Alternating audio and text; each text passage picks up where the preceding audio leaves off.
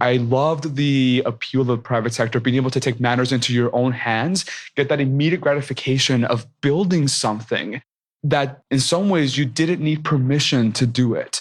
And I remember being at the White House needing 5 people's approval to get anything, to do anything.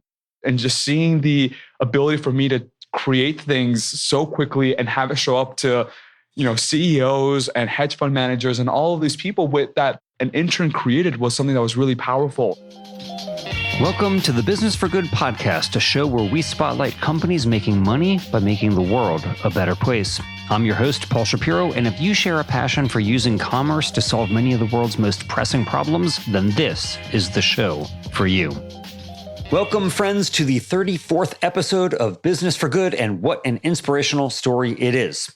By the time he was 22 years old, Arturo Elizondo had already interned in the White House and for Supreme Court Justice Sonia Sotomayor. But as the Harvard grad learned, making the world a better place via public policy, it's a long and arduous road, and he wanted to make a difference faster. With a zeal to help save the world by creating an alternative to the factory farming of animals, Arturo bought a one-way ticket to San Francisco with no job, no apartment, and no plan. He just wanted to get involved in the alternative protein world in some way. His first thought was to explore working at VCs to fund the space, or maybe getting a job at one of the companies that was already founded. But as you'll hear in this conversation, a chance meeting at a conference resulted in Arturo becoming the 22-year-old CEO of a new biotech startup, Clara Foods, to make real egg proteins without using chickens. Well, today, Arturo is now 27. And Clara Foods has since gone on to raise $50 million in venture capital. When I last interviewed Arturo for my book, Queen Meat, we sat in a tiny office with only a handful of scientists working away to recreate the egg. This time, we sat in Clara Foods' 14,000 square foot complex, which houses several dozen staff and their state-of-the-art equipment, all laboring to fulfill the original mission of making products that render the factory farming of chickens simply obsolete. In this episode, Arturo chats mainly about the company's origin story, but he also discusses the lessons he's learned in the past 5 years of running this startup, now that they're on the precipice of releasing their first products, an achievement Arturo says in this interview is imminent. We also discuss his recent award as Person of the Year from the National Hispanic Institute, and what it means for Arturo as one of the few Latino founders in the biotech alt-protein world. It's a riveting conversation, and one I hope you'll find inspirational. In fact, I was talking with a friend of mine about it, and she confessed that it made her feel like, man, this guy's done all this before he's even 30. Well, what have I done? That's, of course, not the goal of the episode. The goal, though, is to show that you don't have to be a superhuman to do something super for the world. As Arturo says in this interview, if it's not going to be you who fixes the mess humanity has created, then who will it be? So be inspired. And after you're done cheering on Arturo, think about what you can do to help fix that mess, too. Arturo Elizondo, welcome to the Business for Good podcast. It's a pleasure to be here. Thanks for having me. It is a pleasure for me to be here because the last time I was in the Clara Foods office, it was years ago, and it was your entire space of IndieBio, I think, was smaller than the conference room that we are currently sitting in at the new Clara Foods office. I guess it's not that you knew. It's a couple years old, but you got like 40 people working here. It's a beautiful space in South San Francisco. I just took a tour of it. My mind was blown by the amazing gadgets and geniuses who you have working here. So first and foremost, congratulations. Thank you. Thank you. Yeah, it's really impressive. So let's just go back, though, because when we were talking the first time we met, this was still a really new idea for you. You did not have a scientific background. You were somebody who was trying to start their own company. You were in an accelerator program, IndieBio. But how did this all happen? Like, how did this come to be that we're now sitting in this beautiful office? Like, go back to the Arturo in college thinking about what it is that you wanted to do with your life. Yeah, it's an incredibly powerful story of the power of serendipity. Yeah. And being really at the right place at the right time. And I feel incredibly privileged to be able to use my life to do what I feel I was put on this earth to do. And that's a really powerful feeling. What were you put on this earth to do? I was put on this earth to shut down the last factory farm. Okay. Mm-hmm. All right. So we're going to talk all about that, Arturo, what you were doing to shut down the last factory farm. But You presumably, when you were a child, were you thinking about these issues about factory farming? Like, how did this even come onto your radar in the first place? Because you grew up in Texas and also in Mexico, right? Didn't you spend, my recollection, is you spent part of your youth in both? Exactly. Yeah. So I was born in a small town in Texas called Laredo, on the southern border with Mexico. Okay. And I'm one of 6 kids. Grew up in a Mexican Catholic family, in a community where it's a 250,000 people. It's actually considered the least diverse metropolitan area in the country. And ironically, it's a Mexican-American enclave. So it's like 90+% Mexican-American. Everyone speaks Spanish. And people typically consider like traditional job paths, right? Being a teacher, a lawyer, a doctor, an engineer, et cetera. We just grew up in a family with a bunch of animal lovers, and like we would rescue pigeons that would crash into our windows. Our dogs always slept on our beds, and we just really loved animals. And I remember not really thinking about where my food came from and not realizing what it took to put the meat, milk, and eggs that I ate every single day until I spent a summer at the U.S. Department of Agriculture. So when I was younger, I really wanted to become a lawyer.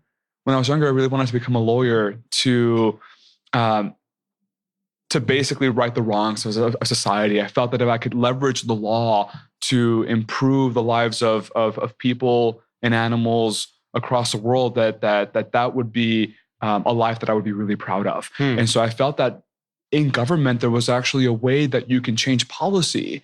Even if it's one small change in policy, you can impact the lives of millions. And that was really encouraging. And so I began interning from a congressman in Texas. He sat in the ag committee in Congress and recommended me to the USDA, where I began interning in the sub-agency called the Food Safety and Inspection Service that regulates every slaughterhouse in the country. And I was 18 years old. I didn't really know what I was doing, but I was there at a time when I had the opportunity to read the audits from other government agencies, from Congress, from nonprofits about the animal protein industrial complex, and it just blew my mind. And I had no idea that we slaughtered over 1 million animals every single hour just in the US alone. Now, were you a vegetarian yet at this point, or you were still pre-vegetarian? Very, very pre-vegetarian. So I grew up eating 2 eggs for breakfast every morning, like any good Mexican. And I grew up eating, having carne asadas and barbecues every Sunday, like any good Mexican Texan. And animal, like I could not imagine what not having meat on my plate even looked like. I didn't even consider it a meal. But at the USDA, I was like, oh my God, like this, I had no idea that this is actually how my food was made. And in Texas, I'd never met a vegetarian before. I'd never met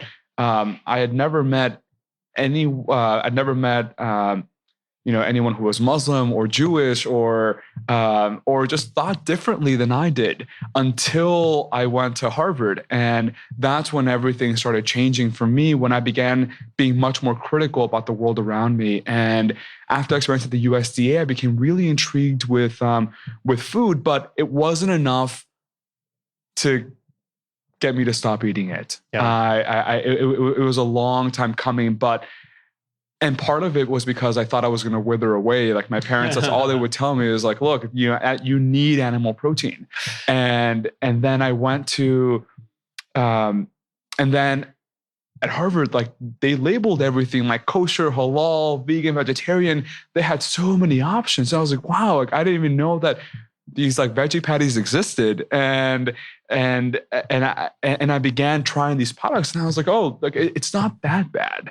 And so for New Year's, I convinced my brother, who was also in New England, who was also doing college in Massachusetts, to go vegetarian with me for New Year's. And so we did it, and it's the only resolution that I have ever kept. Very nice. What year was this? What year did you do this? This was 2012. Okay, so happy 8-year vegan anniversary. That's really cool. Thank you. So you're now at Harvard, you're studying business, right? Government. Government, okay. Yeah. And that leads you to end up having a clerkship at the Supreme Court. Tell me about it. Well, so I began doing all these different internships in government, trying to find a way for me to fit in, because I really wanted to see where I can make the most impact.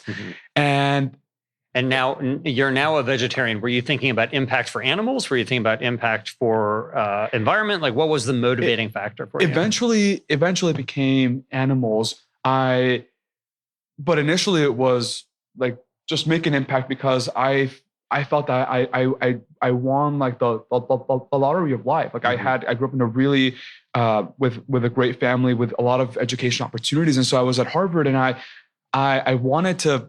I knew that I always wanted to leave the world a little better than I found it. And I wanted to find one way to do that, whether it was to help it by helping people or animals, hopefully everyone and everything in the process. And then I began interning. So I went intern for a congressman, and then the USDA, and then the White House under President Obama's for the end of his first term. And that's when I became very disillusioned with government because of the gridlock and just how hard it was to actually make a difference when there were people in power who basically didn't want anything to pass. And I was very disillusioned. And so I began pursuing experiences in the private sector in parallel. And I did a consulting internship, and then I did banking in India. And I loved the appeal of the private sector, being able to take matters into your own hands, get that immediate gratification of building something that in some ways you didn't need permission to do it. And I remember being at the White House needing 5 people's approval to get anything, to do anything. And just seeing the ability for me to create things so quickly and have it show up to CEOs and hedge fund managers and all of these people with that an intern created was something that was really powerful. But I didn't want to give up on government, and so I ultimately went to Geneva to study diplomacy, and I felt that maybe international government was a way for me to make a difference. And that's when I began reading about. I used that as an excuse to focus on global food security, and that's when I was like, look, I'm vegetarian. Like I just started doing a lot of research on my own, like the environmental impact of animal versus plant-based diets, of like the health concerns, like how can I get protein as a vegetarian? Like, will I die? And like these were all very legitimate questions for me. And I spent some time in Geneva, and that's where I began researching the environmental impact. I had no idea that the animal agriculture consumes over 1/3 of the world's water, 1/3 of the world's arable land, that it's the number one threat to species, to deforestation.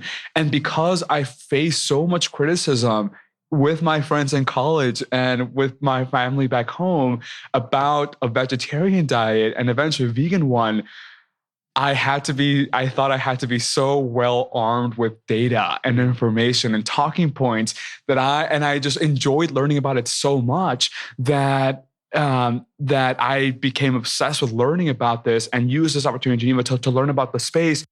If we can make food that is just as good for people and just as tasty and just as affordable, you win the market. Like when people go to the grocery stores, like when my mom, like she doesn't care whether something is vegetarian or vegan. She cares that it's delicious and affordable, and also that relatively healthy. And my mom and my dad and everyone in my family, not many people like go in and look at the label and say, hey, like what are the ingredients on here? It's really relatively simple. And I thought if you can convince her, if I can convince my mom to eat my product, that to eat vegetarian or vegan, that's the way to win. Yeah. So at that point, though, Arturo, you didn't have a product. You didn't have a company. You moved out to San Francisco, and you were thinking about you wanted to make an impact in some way, but you really weren't sure what. So how did you come up with the idea for Clara Foods, and what happened? So in Geneva, I became hooked. Like I couldn't stop thinking about anything else. I had the internship with just Sotomayor lined up. And I knew that was going to be my last opportunity to really give government a shot. That was going to be my own personal litmus test to say, if I don't actually love this, I need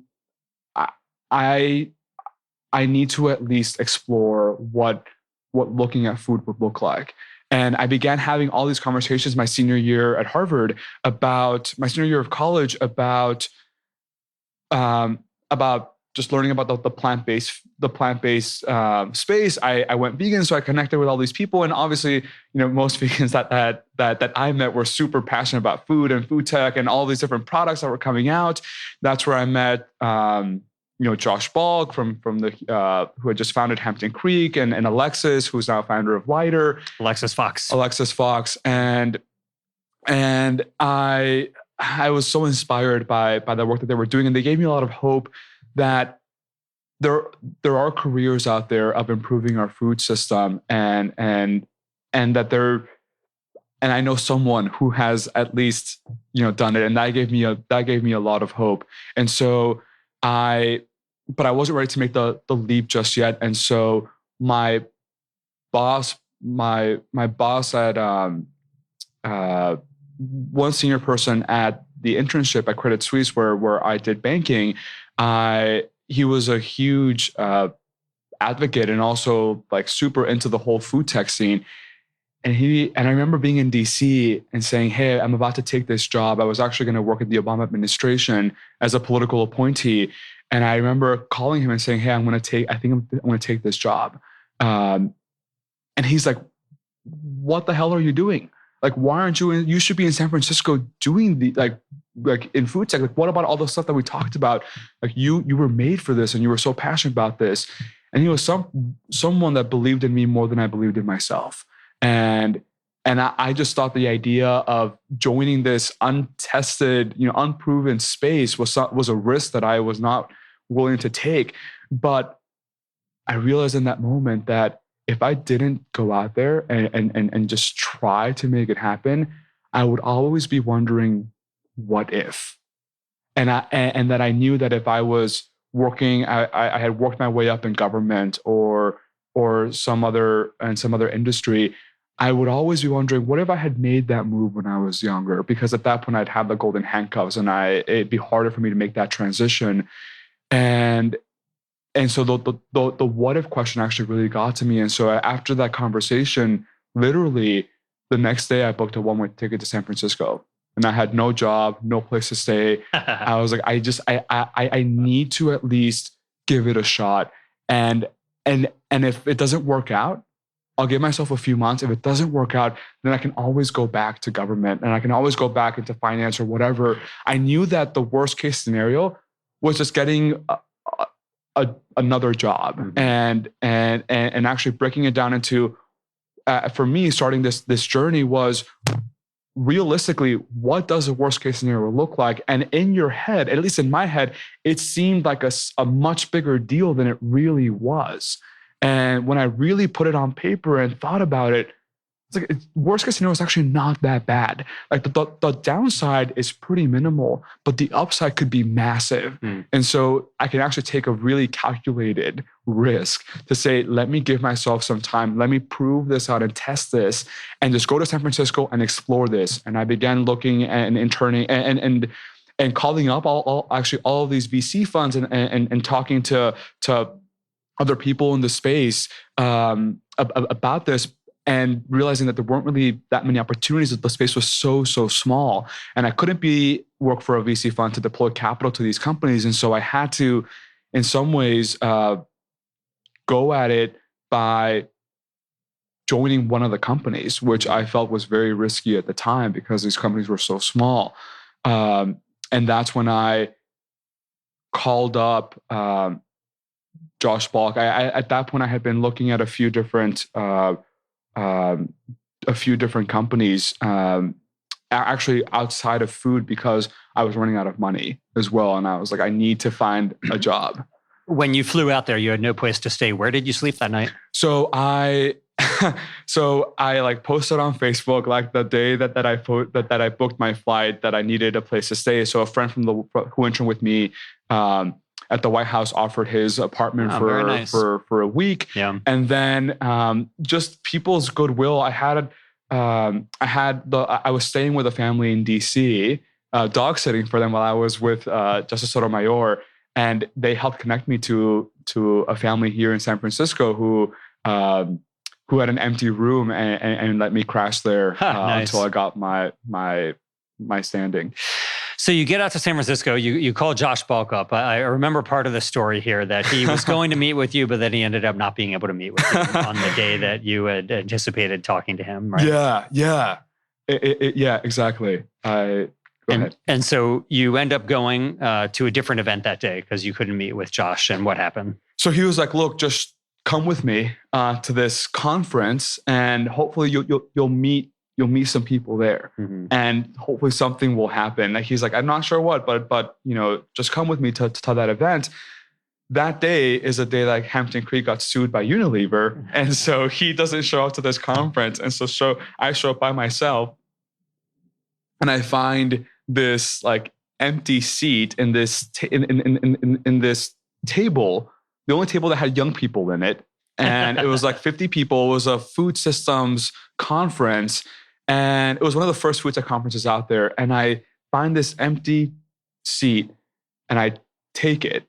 And little did I know that I'm sitting next to my future co-founder, Dave Anchel, and Isha from New Harvest. Isha Datar from New Harvest, who had brought Dave from Canada, my co-founder, to check out the food space as well. And we were sitting next to the Perfect Day guys as well. So it was a really great community. And we were just started talking, and David had this amazing idea of making eggs without using chickens. And I was like so blown away by it. I was like, this is exactly like if you can make the food that has the taste and the nutrition of eggs, but made in a more efficient process, that's the way to do it. And so let's just talk about that briefly. We'll interlude from your own story. What's the problem with eggs? Like, why would you want to make something that doesn't involve conventional egg production? The challenge with eggs is, one, the opportunity with eggs is that they're in everything.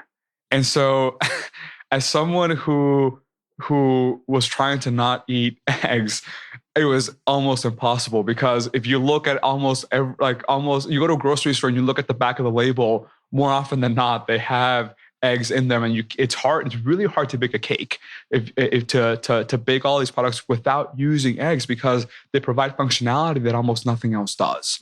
And over 1 trillion eggs are consumed in the world every single year. Over 90% of those eggs, the ones especially produced in the US, are produced using the industrial factory farming complex, are incredibly inefficient. As efficient as they are, they're also incredibly inefficient. You need over 600 gallons of water to make a dozen eggs. And each egg has 6 grams of protein, and these chickens will never walk on grass or see the sun.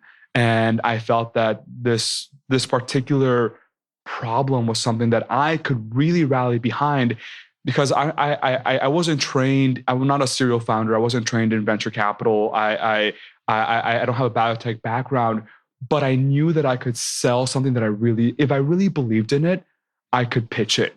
And that's when Isha brought David and me together, that was really the partnership, is that Dave was going to lead the science and development of this product, and that I was going to be building a business plan, building a deck, pitching to investors, and really selling this story. Because at this point, we didn't have a product. So it was really to to be able to paint what the future can look like.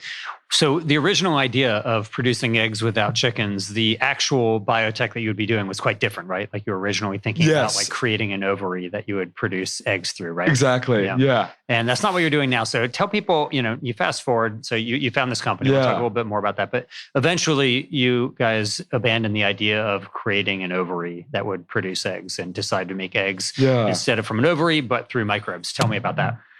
Yeah. So one of the things that we were looking at was the feasibility. So once Isha, David, and I got together, we began actually looking at this a little bit more critically. And Dave was like, well, look, one thing is we can create the entire egg, and that's very complex. But two is if you look at the composition of an egg, if you look at it as a sort of product, is that an egg is literally just protein, fats, and water and minerals. There's nothing else in there. There are no cells, no nothing.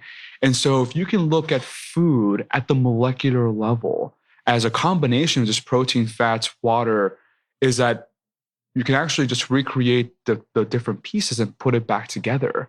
And that felt a lot more tractable because looking at the egg white as our MVP, so we began actually narrowing down the MVP meaning minimal viable product, not most valuable. Yes, exactly. It was also the most valuable part of it because the most valuable protein. Because the egg white was really expensive at the time. Like egg white, like McDonald's had just launched the egg white delight. The Subway had launched all these. There was a lot of excitement around the egg white because it was a really clean food. And people were trying to be a little healthier. This was when the health trend started really kicking off. And so egg whites really, really took off as an ingredient. So they became really expensive, actually more expensive than eggs, and double the price of yolks. And also the egg whites were the simplest part of the egg. They were 90% water and 10% protein. And so we thought, well, we can make the 10% that's protein using a more efficient protein factory. And then add 90% water to it. You can get an egg white that can look, cook, and taste like any other egg white, but produced in a much more efficient and sustainable manner. That's great.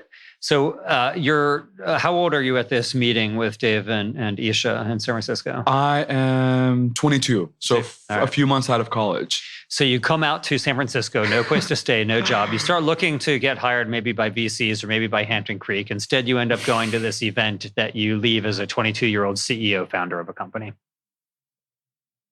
Yeah, more or less. Okay, next step. So you go to get into an accelerator, right? You apply to be an IndieBio. So Isha was like, look, IndieBio is this accelerator program that helps incubate biotech companies. There's nothing like it, right? There's nothing like it. Yeah. And they're opening up in San Francisco. And you guys, like, this would be a perfect opportunity for at least you guys to get some initial funding and test out the idea. And David and I were like, let's do it. Wow. And so we applied with an idea on paper.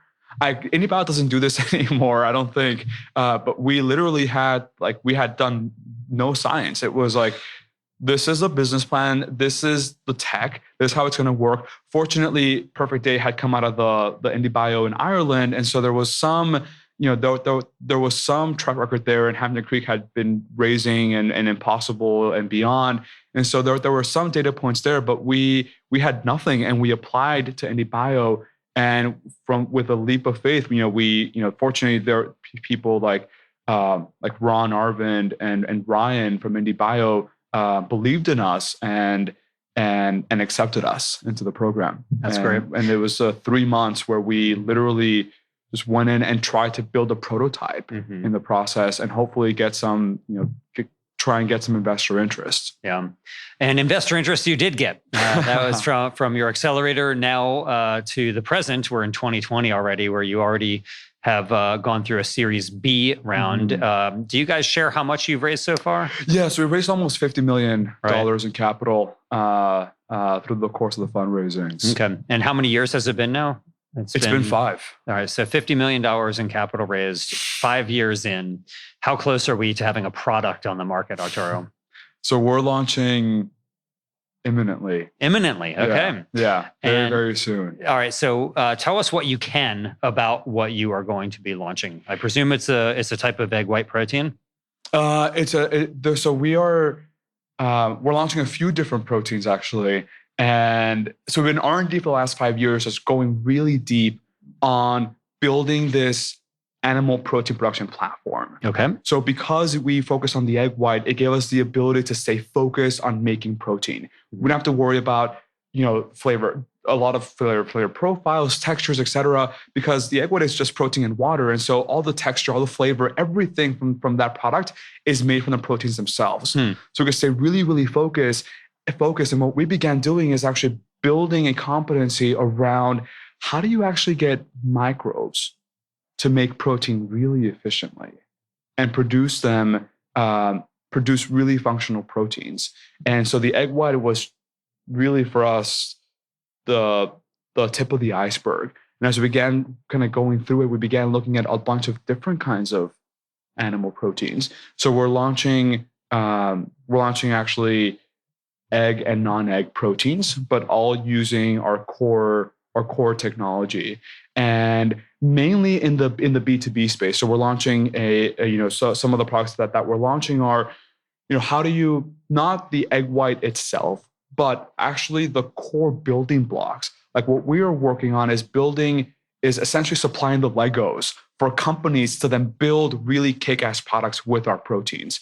So proteins that have really clean taste. So you can make amazing, protein drinks that actually don't taste like crap and don't need as much sugar and chocolate and vanilla to get them to taste good.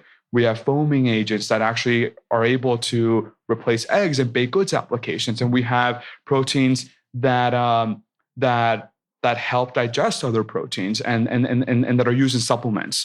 So our goal is to essentially our business model is to be selling these different building blocks to different companies and build a portfolio of proteins that actually enable companies to build next-gen animal-free products that are delicious, that are ultimately delicious, and then we can scale in the process. So Arturo, there's some vegans who are going to say, listen, I only care whether animals were used for this or not. And since there are no animals used in it, I'm happy to eat it. There'll be others, though, who say, I don't think animal proteins are good for me. Therefore, I don't want to eat it. I presume those people are eating lots of vegan foods that are good for them, that are lots of vegan foods that aren't good for them, whether it's vegan donuts or whatever else. So I'm not sympathetic to the argument. But for those people, what would you say? The challenge with animal protein is that oftentimes the way that people eat it today is not pure animal protein. It's a burger, right? A steak, a pork chop, milk, etc., eggs. And oftentimes these proteins are not just pure proteins. They come basically packaged in a bunch of fat. And that's and a bunch of other, you look at documentaries, there's a bunch of other stuff that's not just the protein itself. And so ultimately, yes, I think when you package it with a bunch of saturated fat, the way that you find most animal protein today, it's not really nourishing for your body. And so what we do is we just provide the protein, and actually the body, these proteins that we're working with, because the egg is considered this perfect food, particularly the egg white is incredibly digestible protein. Ultimately, I think from a nutrition standpoint, I think all of our products are really spectacular. Nice. But ultimately, our goal is not to convince people that, oh, you should eat animal protein, or you should eat vegan, you should eat sustainably, you should eat whatever. I don't want to tell people anything in terms of what they should and should not do. All we're doing is presenting a choice, but ultimately is really working with the supply chain of the food industry to transform it that way. And so people, in some ways, the way that they're doing right now, where most consumers don't think about, oh, how much water was used to make this product that I'm eating right now, or how, what is the amino acid profile of the proteins that I'm eating in this product? Those are not really the questions people are asking themselves every single day when they're in the grocery store. People, I think there's this crazy stat, and I'll put it up later, but people spend very little time actually in grocery stores looking at the labels of products. It's like split seconds. Yeah. And I mean, to be clear, very few people are considering anything about sustainability when they're buying food. Yeah. I mean, it's like, the taste, price, and convenience of the food are what drive food choices, and not just food choices, but consumer choices. I mean, I think about it like, I think about even clothing. Most people, if you give them a choice to vote on whether or not they want to do, let's say, ban sweatshop goods, they probably, here in San Francisco, I can assure you get an overwhelming vote to do it. And yet you go to Target and you see like a $7 shirt that was made in Bangladesh, and you think to yourself, oh, this is $7. That's awesome. And you don't think about it. And I think the same is so with food. When you give people a choice, let's say, to ban the cage confinement of laying hens, overwhelmingly they vote to ban it because they don't like that type of inhumane treatment of animals. But then when you present them with a choice in the supermarket of a carton of eggs that's 40% cheaper than the other carton, they're likely going to pick the ones that are cheaper. And so we just have a real disparity between how we act as citizens and how we act as consumers. And we have to make the right choice, the better choice, the easier choice for people to make. Exactly. That's exactly the way that we approach our business, is that ultimately, and that was a huge realization for me when I was studying global food security, not just looking at the US market, but the global consumption of animal protein. And I came up with this thesis, which was that we can make a product, this hypothesis that if we can make a product that is just as good from a sensory perspective, that is just as delicious as people are eating now, but a penny cheaper, that's when you see this massive transformation, a true inflection point of the industry and of the movement. When a product can compete and stand on its own 2 feet in its own right, as performing in every way, if not better, across taste, and is just as convenient for people to purchase, that's when the game completely changes. Sure. And that's what we're working towards. And that's why we chose this technology, because it's so scalable. Yeah.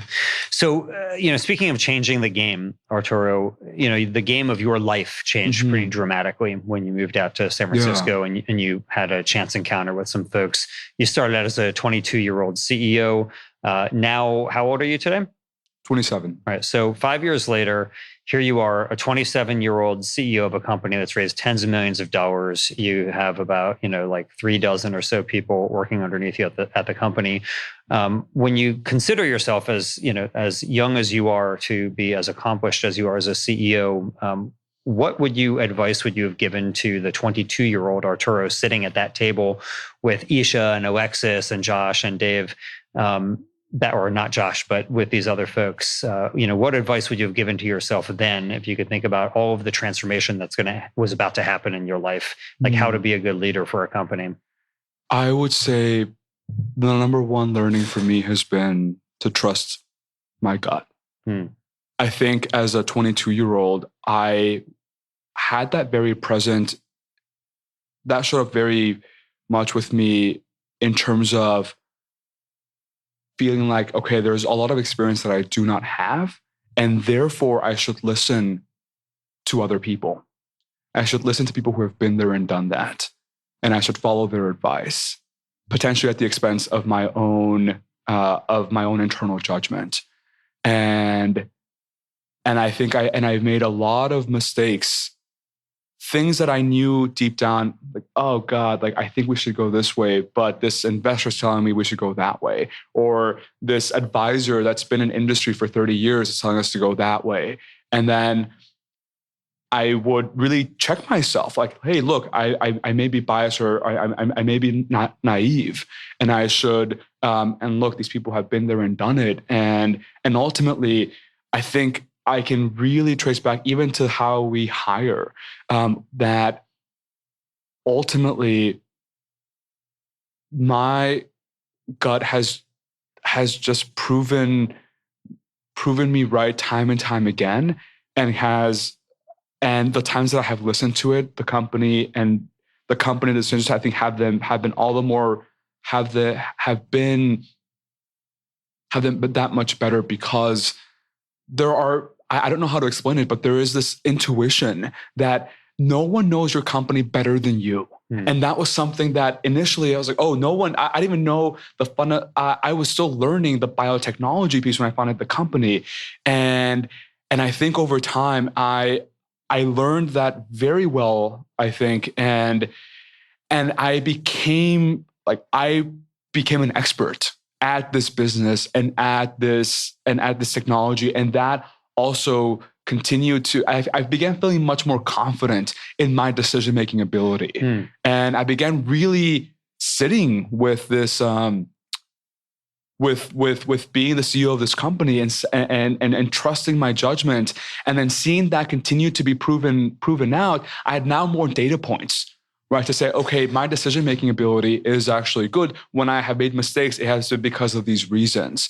And that, I think, I would say to my 22-year-old self, like, be bold and fake it till you make it, and just really believe it, because life is really weird that way. In that, if you believe it, it has these beautiful ways of materializing itself, like this power of visualization of, Professor Amy Cuddy from Harvard Business School, this amazing TED Talk about how, having these postures, the power of poses, and having these powerful poses before you give a speech, and you're that much more confident when you give it, because you start believing in yourself, or start laughing when you feel really depressed, right? And that you'll just start feeling better, and your self-esteem increases just by forcing yourself, even though it may feel uncomfortable at first. It starts becoming actually real. So speaking of things that will improve your self-esteem, congratulations. You were just named by the National Hispanic Institute as their Person of the Year for the last year. Congratulations on that. Thank you. What do you think led to that? Why are they picking a 27-year-old guy who is running a biotech company as their Person of the Year?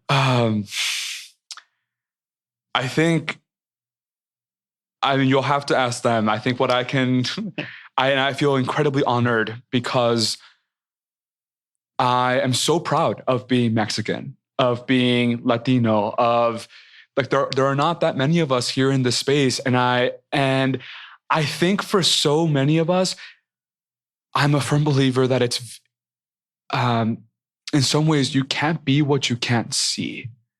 And in my hometown, I didn't know anyone who was in biotechnology. I didn't know any startup founders. I didn't realize, I didn't know anyone from Harvard.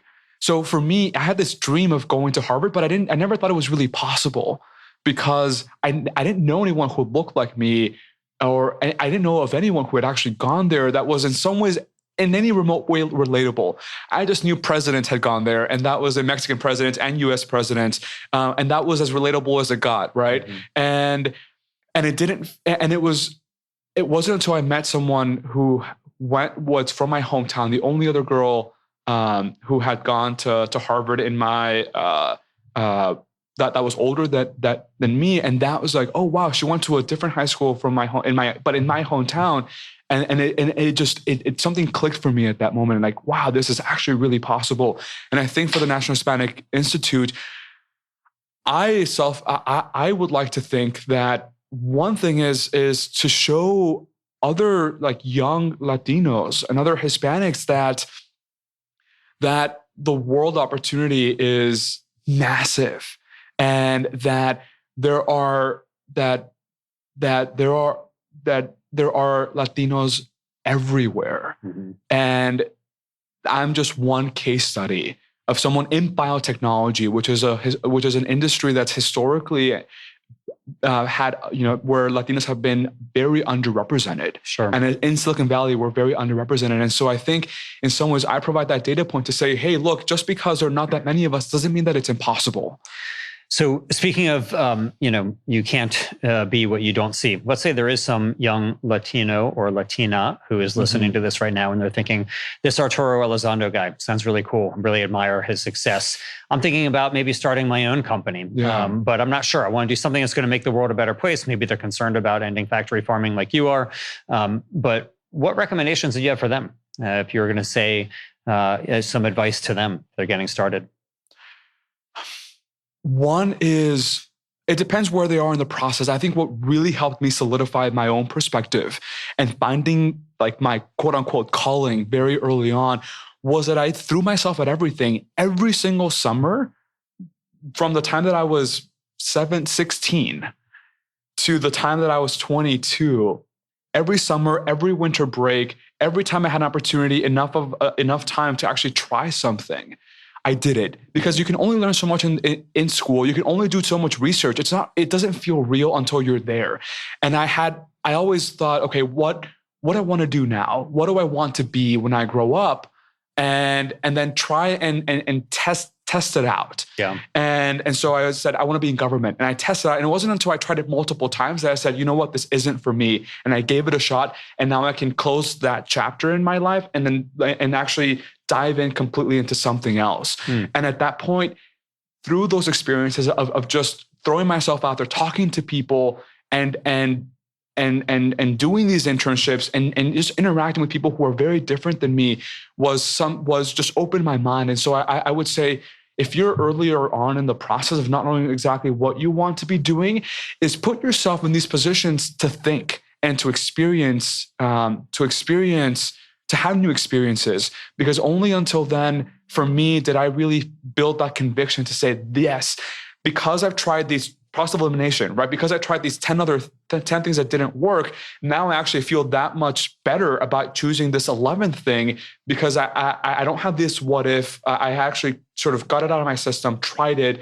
and was able to move past that. And that I thought what was really powerful. So I would say, going to conferences, just talking to people who have done it. Part of my experience in Geneva, why I was so grateful, is that I interviewed a bunch of people. Like I interviewed the person who founded New Harvest, that's Jason Matheny, who's your friend as well. Isha runs that nonprofit now. And so there was that immediate connection because I'd done my research, watched her TED Talk and talked to Jason, and I knew about the space and I had become so interested in it. I was able to actually have that conversation with her. But had I not gone to this conference, I would not have met her in the first place and even learned about the different things that are happening in the space.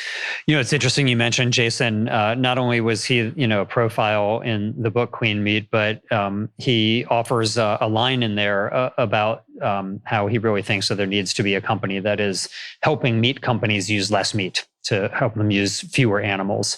And he had been telling me about that idea for a long time, for years. He had been telling me, why doesn't somebody help the meat companies use fewer animals? Why do you have to create something that competes with them when you could just help them to do better themselves in the same way that, we have hybrid cars that help the automakers have vehicles that use less gas.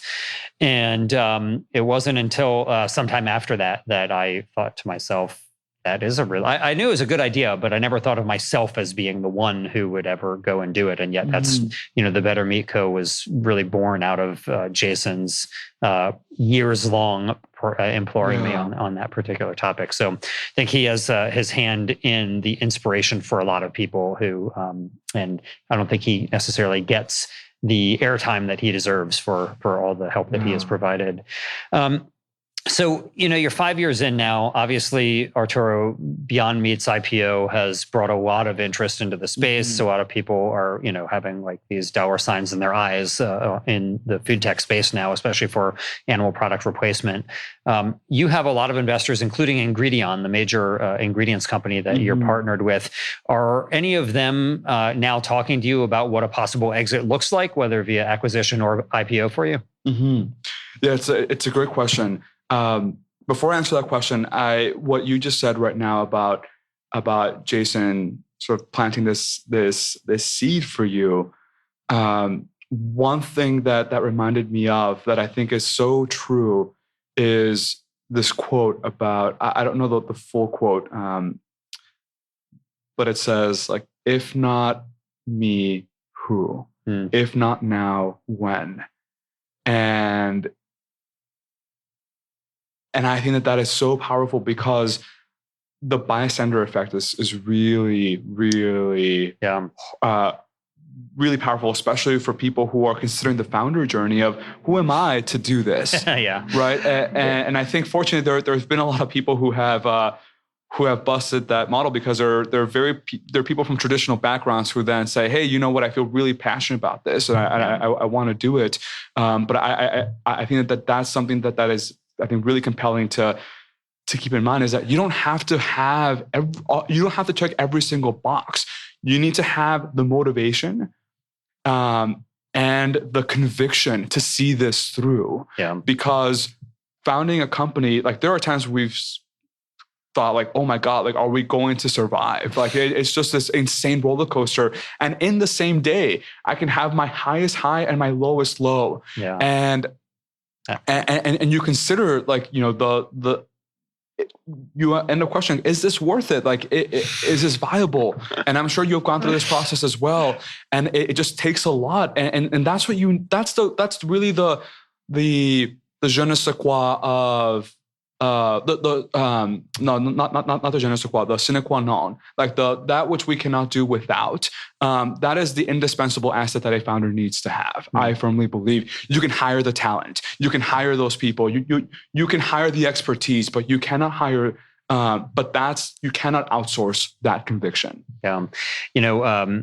Ben Horowitz from the VC fund, Andreessen Horowitz, in his book, The Hard Thing About Hard Things, he notes that there's really only two emotions that founders of startups feel, which are euphoria and terror, and they often come at the same day. You know, it's like, you know, there's a lot of ups and downs. In fact, when I come home, my wife Tony generally asks me, "Tell me about the worst and the best things that happened today," and usually they're both pretty extreme. So it's an amazing thing, and so I try to adopt the mentality of no drama Obama. That, you know, you're cool when you're up and cool when you're down. You're going to be down, you're going to be up. You got to maintain a steady hand at the helm of the ship to keep moving forward.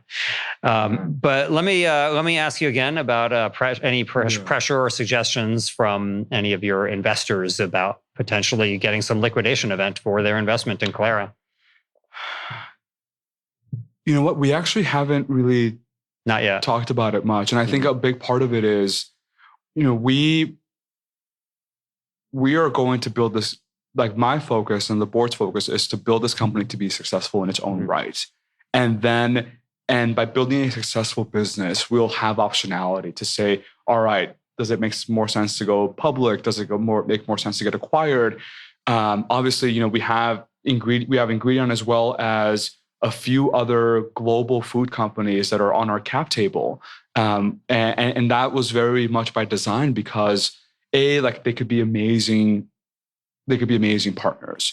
And B is that there is also the opportunity where there could be actually an even stronger partnership down the road. Mm-hmm. And potentially, you know, I think potentially, like, M&A is a possibility, although I think right now the number one focus is to build the company to be successful in its own right. Yeah. And only until then should we even consider any other option. Yeah, I mean, and no matter what path you may end up taking in the future, it's not really going to affect your behavior right now. Like, your behavior now is going to be the same to build the most successful company that you can build. And if it becomes a target of acquisition, maybe it becomes an IPO candidate. In many ways, I think it doesn't really matter what future paths there may be for you. So as we wind down, Arturo, I want to ask you a couple of questions that I always ask every person on the show. And the first is, if there are any resources that you would recommend that have been useful for you, whether it be books or speeches, videos, anything that's actually been helpful for you in your journey as a founder of this company.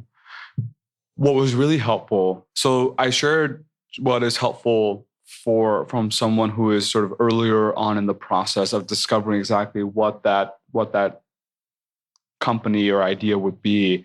The other one, once you have founded a company, once I founded Clara, one book that I found very useful was Jason Feld's Venture Deals. That actually talks through, like, the tactics. Like, I like, when I get advice or, like, you know, I get coaching or whatever, I don't like the fluffy stuff. Like, I need someone, okay, just tell me what to do, right? Like, what is X, Y, Z? And, like, get really efficient. Like, what's objectively, is this better than this? And this book was really good about saying, like, this is what a convertible note looks like. This is what a price round looks like. Like, this is how venture capital works in a really tactical way definitions, like this is dilution, this is pre-seed valuation versus, this is a pre-money valuation versus post-money. And those were just so helpful to develop the vernacular, and to develop the jargon around this industry. And there's also another resource, which is that SOSV, one of the fund behind IndieBio, has a video series called VC Lingo with Sean, who is their founder. He's Sean O'Sullivan behind SOSV. And he does this VC Lingo web series where it's a few minutes every other day of just, this is what ROI means. This is what these different terms, what valuation means. And it's great to hear an investor talk about it that way. I think Andreessen, like a lot of these venture funds actually have really good materials as well, and thought pieces that I think are really helpful for someone who is now trying to get their feet wet and hasn't raised capital in the past. Nice. Yeah, that's pretty cool. In fact, actually, speaking of Josh Balk earlier, he asked me the other day if there were any books I've read recently that I would recommend to him. And I was like, dude, the only books I've read for like the last 2 years are business books. So if you were interested in that, because, my base of knowledge was pretty incomplete, to put it diplomatically, toward myself on this. So yeah, it's been a learning curve for sure. Okay. Finally, Arturo, if there's somebody else who's thinking that they want to get into this game, but they're not sure what to do, what other company ideas do you think are worthwhile for people to explore?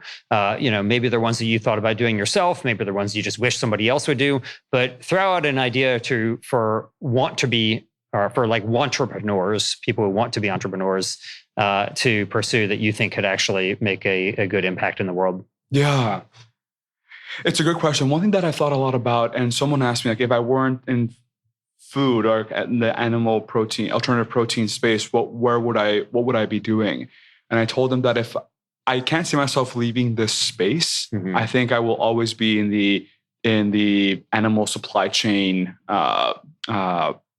area. But I think food waste is such a huge question mark as well, because we have enough food to feed everyone in the world. And yet the distribution piece of it is the supply chain piece of it is fundamentally broken. And so much food gets thrown away. And I think about all of these random ingredients that get tossed aside and finding ways to upcycle. There's a company called Regrained that uses like spent beer grain to make protein bars. And I think that that's just such an incredible idea. There's another company that uses the chickpea water that normally gets thrown away and makes it into an ingredient that you can use as an egg white replacer for plant-based products. And I think that there are so many things that companies throw away right now, not realizing how valuable that is. And I think the work that you do with the Better Me company about working with these companies to think about the way that they source their products differently. I think there's a lot of opportunity there with a lot of the other ingredients that they spend their time, that they work on. And I know, like, there are waste streams that we have that I'm like, there has to be a market for this. Yeah. Like, there is no way. And like, these are the cheapest products that you can find because they're literally thrown away by companies. Sometimes companies even pay for it. Yeah. They have a negative value because you have to pay to get rid of them. Exactly. Yeah. We had a recent episode with an entrepreneur named Lori Goff, who is using spent beer brewing water to make plastic. She subjects it to a fermentation process and makes plastic out of it, which is a particularly cool way to think about. You have this big waste stream from a really huge industry like beer, and what can you do with it to actually provide value for them? It's pretty cool. Yeah, even with chickpea water, or more eloquently called aquafaba, which is a better marketing term for it. You just think about how much biotech one would probably try to come up with to find an egg white replacer that could create a meringue, and then they're like, no, here's something that you throw out every single day that you can actually just use. It's really it's a truly incredible thing. It reminds me of something that Josh Tetrick, the CEO of Just, said on the show. He's like, if you want to make a difference, sure, you can go into biotech, but you could also use like regular plant-based products just that you get off the shelf or that are being thrown away to do something really cool with them too. So, But yeah, so are there any specific ingredients, Arturo, as we wrap up and close out the show that you would recommend that people are looking for, whether it's waste streams or industries that you think that they should be thinking about to use something? Not specifically, although I know that there are a lot of companies that make a bunch of different kinds of ingredients that people are eating right now, but are not being used for different purposes, that are not being used in different applications. And I think because so many, unless you're a food company, you don't have a food science team. And yet there are companies that make like processing aids and ingredients that people that are in our food and could potentially have like really unique functionalities, and they're already producing them at scale, but for very different purposes. What does it look like to actually use those things in as a way to create food? Yeah. Very cool. Well, hopefully that'll be sufficient to inspire somebody to get started, and maybe they'll be on this show sometime talking about the $50 million that they've raised too. So, Arturo, I'm really proud of all the progress that you made. You should be too. It's a real honor to get to come and revisit with you a few years later after we were talking much closer to the beginning of the company, see how much progress you've made. And if these products are imminently going to be on the market, I cannot wait to try them myself. So congratulations on all your success and progress so far. And I hope that you succeed in your mission. Yeah, I've loved having you on this journey. Thanks for the opportunity to share our story and hopefully plant a little seed for others. Very good. Thanks, Arturo. Yeah. Thanks for listening. We hope you found use in this episode. If so, don't keep it to yourself. Please leave us a 5-star rating on iTunes or wherever you get your podcast. And as always, we hope you will be in the business of doing good.